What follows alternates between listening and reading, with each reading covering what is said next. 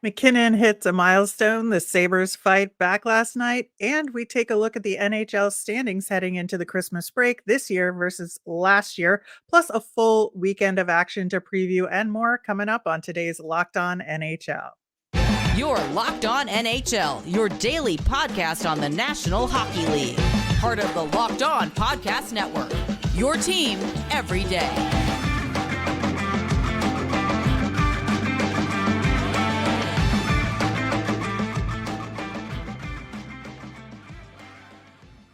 Happy Friday, everyone. Thanks for making Locked On NHL your first listen every day. I am Rachel Donner from Locked On Flyers. I'm here each and every Friday with Gil Martin of Locked On Islanders. You can subscribe or follow us for free over on YouTube or on the SiriusXM app. Anywhere you listen to podcasts, subscribe to get our latest episode as soon as it's available here on the Locked On Podcast Network. Your team every day. Today's episode is brought to you by Sleeper. Download the Sleeper app and use the promo code LOCKEDONNHL to get up to $100 match on your first deposit. Terms and conditions apply. See Sleeper's terms of use for detail. Happy Friday, Gil. How we doing? We're doing all right. How are you doing, Rachel? Real good. A couple of interesting results in the NHL last night to talk about. Of course, MacKinnon, 4 goals and an assist against the Ottawa Senators, one of which was his 300th career goal. And, I think that the Avs, people have been questioning the Avs this season. And for MacKinnon to make a statement like that, I think is a pretty big deal. It is. And look, the Avs have been struggling as of late, not really finding their consistency and their drive. But, this is a big statement by MacKinnon, and he's only the 5th player in franchise history to record 300 goals and, pretty elite company. Joe Sakic, Michel Goulet, Peter Stastny, and Milan Hajduk. So congratulations to MacKinnon. What? Milan Hajduk, that is a name. I used to love watching him play. Anyway, carry on. No, he was very much fun to watch. No question about that. But yeah, so a great milestone. And look, for the Avalanche, I think it really is, when I had the host of Locked On Avalanche on the Monday show a week ago, he said it was a lot about heart and effort, and that hasn't been consistently there this year. And yet they're still, 42 points, tied in points, first place in the Central with Dallas, and 9 games over NHL 500. So if this is a struggling Avalanche team, I know. What's a bad Avalanche team, Yeah, I think when a team is playing like this, and I'm sure, he said something to this effect, but when you don't have that jump, I think that you start thinking ahead to the playoffs and what a 7-game series looks like. And you think, no, well, if you can't sustain it game to game and you have these drops in, pushing hard, you can't make it work in the playoffs. And I think that's what's foreboding about what's going on there, right? Yeah, and I think they're missing the leadership of Landeskog more than anything else. I mean, he seems to be the guy who gets everybody else going, and right now his absence is being felt and nobody seems to be picking up that slack. I think that's a big part of it too, is when, a core piece of your team is missing, you got to figure out ways to fill that need. And if you can't do it, yeah. And again, it's just so weird to be talking about the Avs who are doing well in the NHL, as the NHL rates things in these standings, but to be talking questioningly about them. But it's a valid conversation to have. It is a valid conversation to have. I think it gets more important as we head toward the trade deadline, and then you start figuring out what, if anything, does this team need to change at the deadline to get to that playoff level that they want to get to. But that's still a couple of months away, and they have a little time to try to sort that out between now and then. Yeah, absolutely. Another team looking to sort things out in a much different way is the Buffalo Sabres, and they had 2 consecutive games with first allowing 9 goals against and then scoring 9 goals for. And I think that's pretty remarkable. And I think that there's something to be said for the fact that sometimes getting embarrassed works. Yeah, I mean, good teams or teams with a little bit of heart will respond to getting embarrassed like that. And earlier in the week, Columbus puts 9 goals up against Buffalo. And you think, wow, not only did they give up 9 goals, they gave up 9 goals to a last place team. And now they come back and score 9 goals. So they certainly responded the way you want them to respond. Teams could get depressed. They could say, oh, look how awful we are. Nothing is working here. Or they can get angry and come back and respond with a performance like Buffalo did last night. So for all the inconsistency in Buffalo, they do still seem to care. Let's put it that way. They do. And I think that this is a team that's going to push hard until the end. They may not be successful, but I just don't see this as a team that's going to give up at any point during the season. They're always going to try and figure it out and make tweaks that they need to. The results, again, may not bear fruit, but I think that at least they're going to try. And I think that's all you can ask of them. This sort of stat of them getting 9 goals against and then 9 goals for, something like that hasn't happened in 40 years or so. And, we've seen, the Sharks got 10 goals scored against 2 games in a row earlier this season, but we just don't see like huge amounts of goals scored as much as we used to back in the day, where, we haven't seen more than 11 goals scored in the NHL in, 20 years or something. Yeah. So it's just a really interesting phenomenon that the way the game has changed, that we do see like 1 or 2 games a season. I think, where you see 10 or more goals scored, but not much more than that.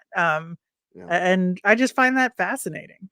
Well, I think there's a few reasons for it. I mean, number one, the game is so much better coached now defensively than it used to be more than, let's say, 20 years ago. I think another factor is the salary cap and parity. I mean, you used to have the haves and the have-nots. You used to have, Montreal winning every year, Edmonton winning every year, and then you had the Colorado Rockies and the California Golden Seals, teams that seemingly couldn't get out of their own way. The Devils were Mickey Mouse, according to a certain Wayne Gretzky. So you had such a big disparity between the haves and the have-nots.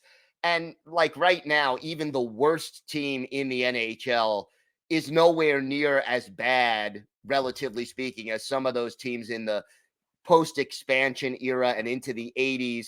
The salary cap has sort of evened that out. And yeah, there are teams that are struggling, but very few teams. I mean, I remember, for example, in the 80s, where by American Thanksgiving, you knew who the 4 teams that were going to make the playoffs in one division, because Quebec was always out of it at that point, Right. So there's still 5 months left in the season, but you knew this team is cooked. There aren't as many teams like that anymore in the league. Yeah, and I find it to be interesting in terms of like the fewer teams there were in the league, the more games like that you got. Right. Which to me like doesn't make sense, because you would think more teams, more games, more opportunity for these things. But to your point, the way that the game has evolved and the salary cap and all that have sort of counterbalanced that statistical probability, right? Yeah, no, absolutely. And gone are the days where I remember the Red Wings and the Rangers would just outspend everybody 2 or 3 to 1. And then you'd have like, the Rangers payroll was like 4 times the Islanders payroll. You don't have that situation anymore. And that does make a big difference. Yeah, so it leads you to like the last time 11 goals were scored in a game was last season, or sorry, 2 seasons ago in March of 2022. The Penguins did that against Detroit, but the next one before that in 2001. Yeah. So, you have these huge gaps like that in the timing. And I just find it absolutely fascinating. But, you know, 2 games in a row for the Sabres where 9 goals were scored by one team, and then 2 games in a row this season with 10 goals scored against the Sharks. Who knows? Maybe we'll get one of those higher numbers breached this season. We shall see.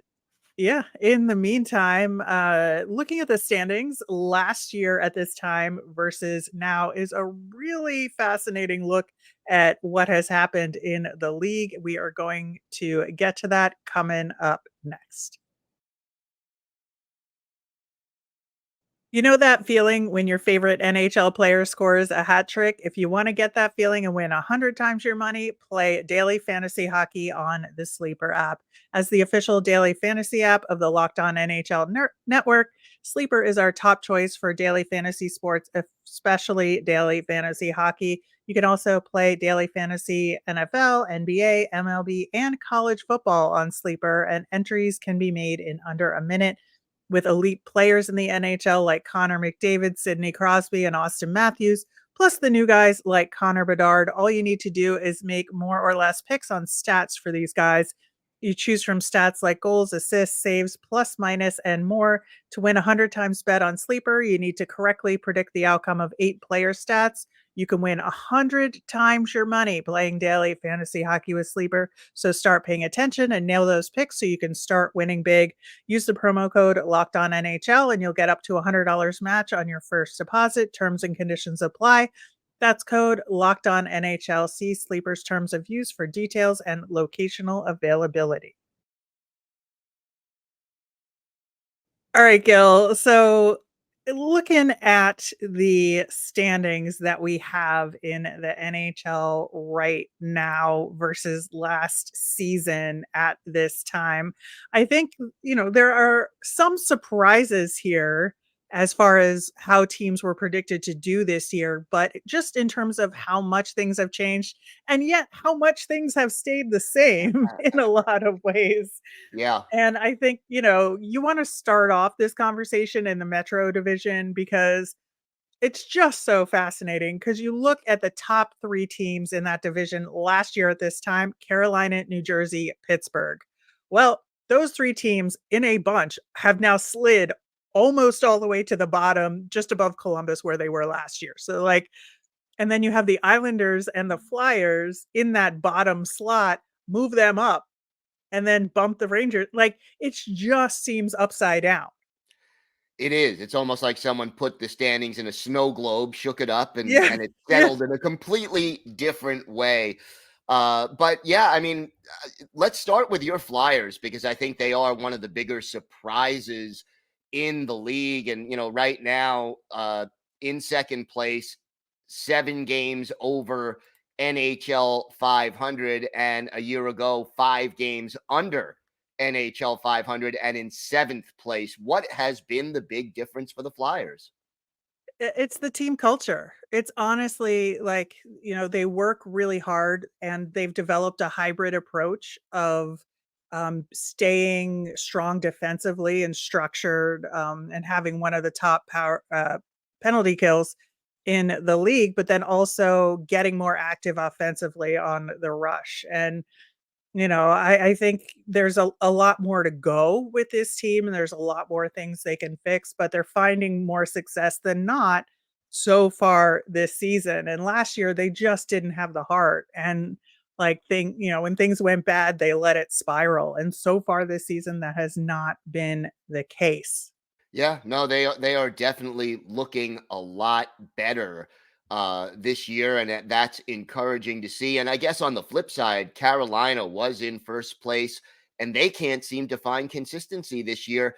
And the problem has been on defense, which you wouldn't expect with a Rod Brindamore coach team. Yeah, I mean, it's just wild.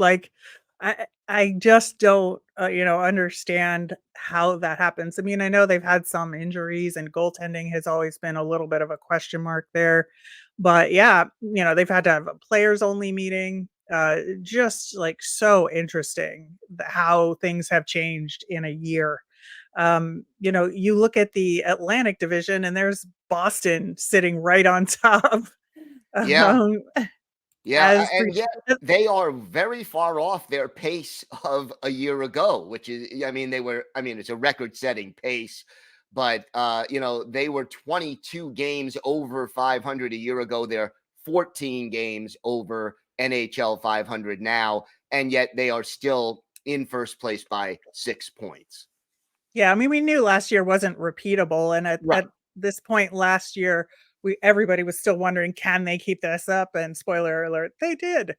But I Only in think the regular that season though, but only, yeah. yeah, Yeah. yeah. But then, and then you have the, I would say, the always a bridesmaid, never the bride, Toronto Maple Leafs sitting Mhm. in second place again to those Boston Bruins. It just must be infuriating. Yeah, it's like so close and yet so far. You know what, though? I think Toronto would be fine finishing in fifth if they make the playoffs and then go on a long playoff run. It's all about the postseason for the Leafs. Yeah, the big difference in this division is the Florida Panthers. Yeah. I think that, well, right now they have more points. They've been struggling, but they have more points than they did last year at this time. And I'm not sure what's going to happen with them as this season progresses, but I think, that is the glaring difference in this division between last year and this year. Yeah, and they got off to the slow start last year and picked it up and got hot in the playoffs and now they seem to sort of have picked up where they left off even though they were dealing with some severe injuries on the blue line. So got to give credit to the Florida Panthers. Yeah, I think so as well. Turning to the Western Conference and the Central Division, Dallas still up top. We talked about Colorado being in second place, but still having a question mark. At this time last year, they were in fourth place, and I feel like there was less of a question mark on Yeah, them. go figure, right? I mean, and it's so tightly bunched right now. I mean, you have Yeah. 4 points separating the top four teams in this division. I love the way the central standings are looking. And how about Arizona? What a big turnaround from last year they've had. Oh, yeah. I mean, they're still not in the top half of the division, but they are definitely in a much better position than they were last year.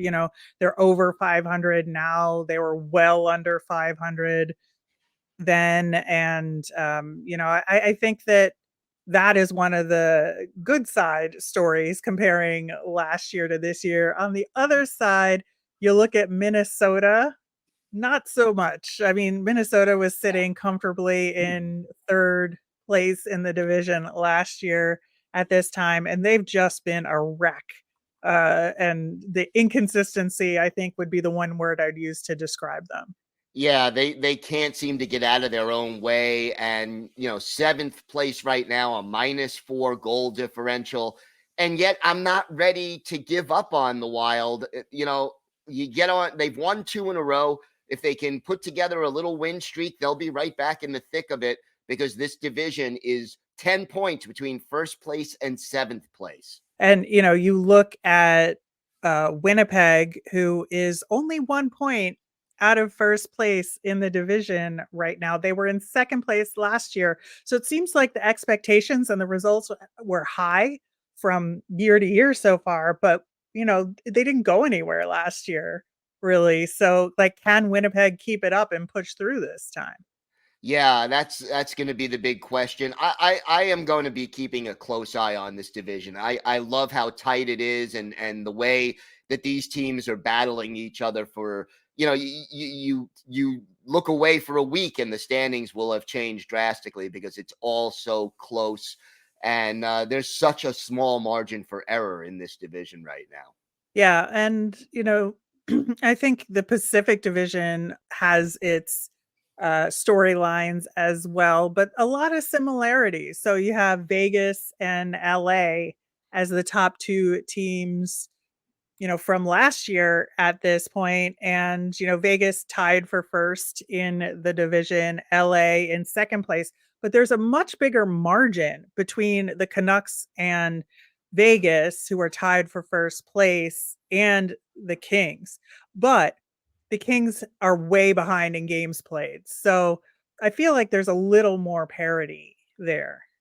There is. And, you got to see the difference this year as compared to last year for a couple of teams in particular. Vancouver on the plus side. I mean, they are so much better this year. And I think a lot of that has to do with coaching and organization and the way this team is playing with much more purpose than they were a year ago. And then on the negative side, Seattle and Edmonton have really disappointed. Yeah, I think, both of these teams, well, more, I would say Edmonton really have picked things up and are on the upswing. So I'm like less worried about them being further down than I would be, some of the other teams like Seattle, I would worry. I mean, maybe they can use the Winter Classic to turn things around, but I do think that they've struggled a lot more. Their goal differential's way in the negative versus Edmonton, who's in the positive despite being in sixth place in the division. I think they just really are in a much better place than maybe even last year's Edmonton Oilers, who were higher in the division. I feel like the confidence in them was a little higher last year at this time. Yeah, I think that's true, but they seem to have found themselves, as you said, and they're playing a lot better hockey as of late. It'll be interesting to see if they can keep it going. The coaching change does seem to have helped them a lot. Absolutely. Same two bottom teams in that division, just in reverse order. Anaheim was in the basement last time. It's San Jose this time. But, I think that the Ducks are the more interesting story here, given that they started out a little stronger and then kind of things Faded. did not faded. I guess, yeah, that is the right word. We have a big weekend leading up to the Christmas break ahead, and we are going to talk about that next. Today's episode is brought to you by your friends at eBay Motors. Passion, drive, and patience. What brings home the winning trophy is also what keeps your ride or die alive. eBay Motors has everything you need to maintain your vehicle and level it up to peak performance. From superchargers, roof racks, exhaust kits, LED headlights, and more, whether you're into speed, power, or style, eBay Motors has got you covered. And with over 122 million parts for your number one ride or die, you'll always find exactly what you're looking for. And with eBay Guaranteed Fit, your part is guaranteed to fit your ride every time or your money back. Because with eBay Motors, you're burning rubber, not cash. With all the parts you need at the prices you want, it's easy to turn your car into the MVP and bring home that win. Keep your ride or die alive at ebaymotors.com. Eligible items only. Exclusions apply. eBay Guaranteed Fit, only available to U.S. customers. Turning our attention to this weekend of action. Of course, there's only 2 days of it leading into the Christmas break. And tonight, my God, like what a schedule of games. Flyers versus Red Wings. The Red Wings have been in a spiral and are in goaltending hell right now.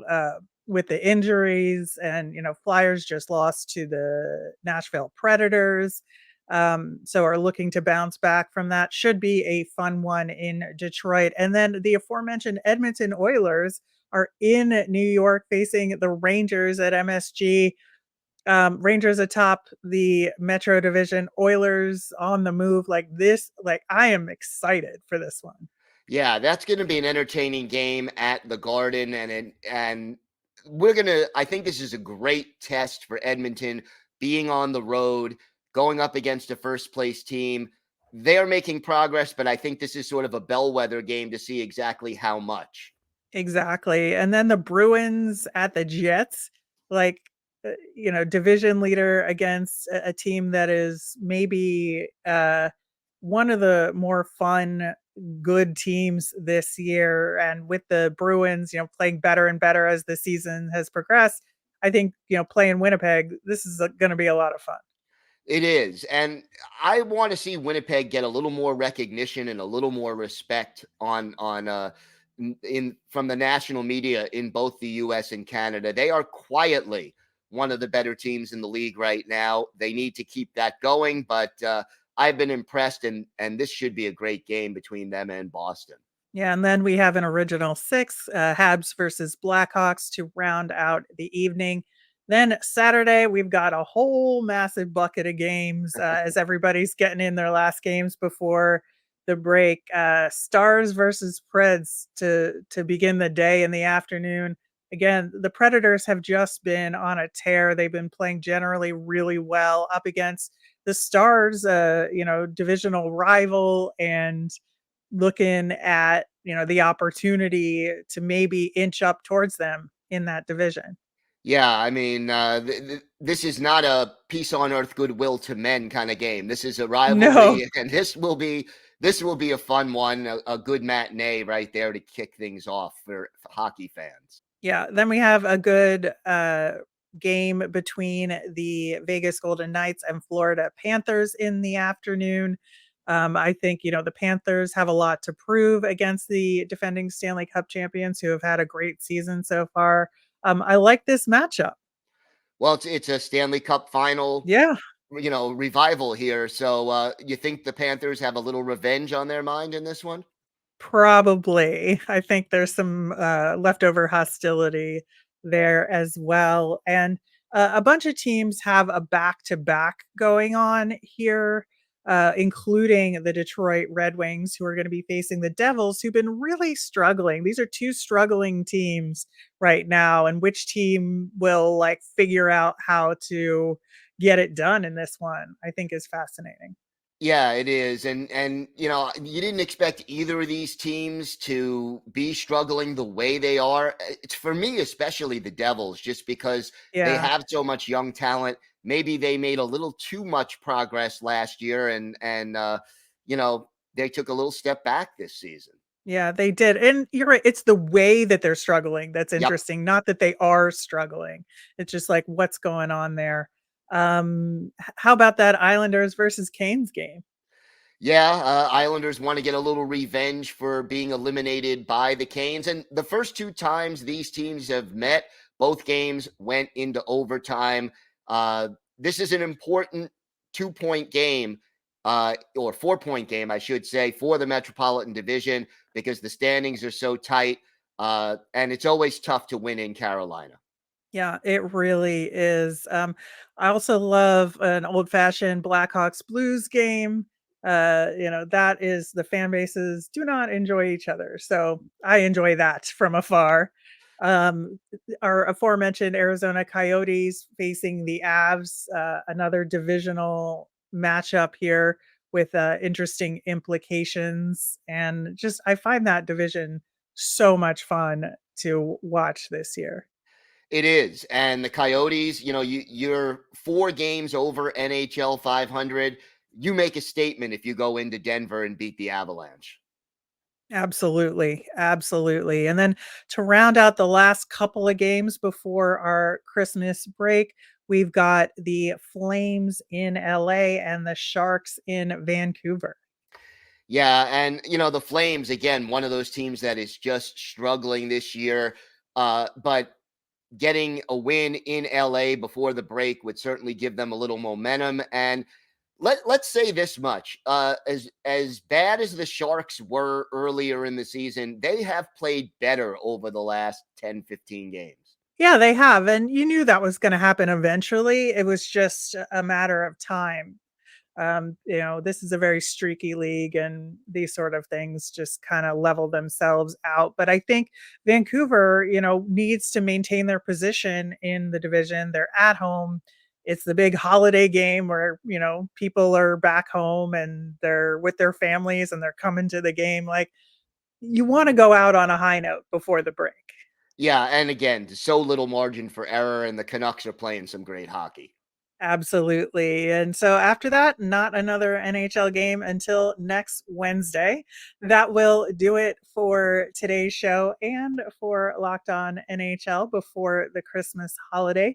Gil, you will be back on Monday with a show talking to hosts from around the league in talking about all those big stories.